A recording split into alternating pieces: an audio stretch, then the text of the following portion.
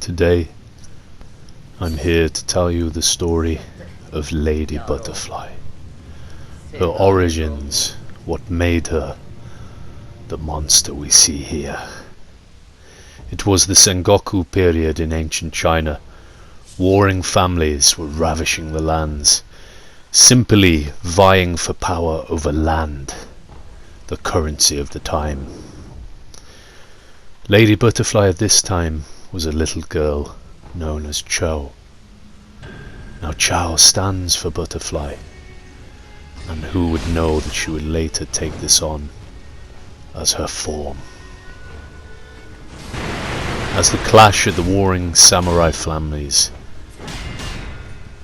grew in animosity, Cho was caught up in the crossfire, her and her family just a village on the outskirts. She was caught up in the crossfire like a leaf in the wind. Unbeknownst to her, danger was coming. One day her father was out doing his usual task while her mother made them supper, when suddenly fires began to burn in the village. Smoke, anger, terror, all the sounds you would expect of a village being ravaged by those that didn't care about the people within, but simply wanted to take that as a part of their territory and establish power. They broke in and ran through her mother without a second thought, staring into her eyes as she fell to the ground.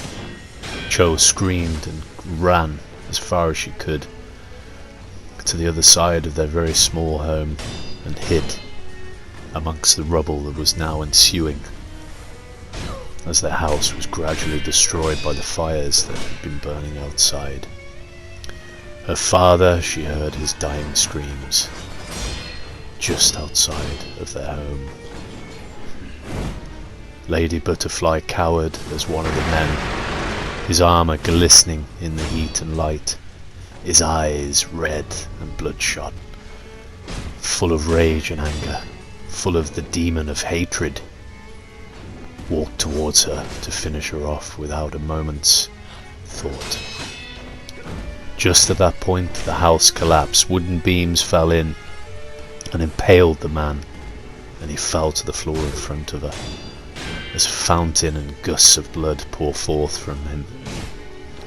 Cho cried herself into a sleep as the house that she grew up in turned to ashes and crumbled around her.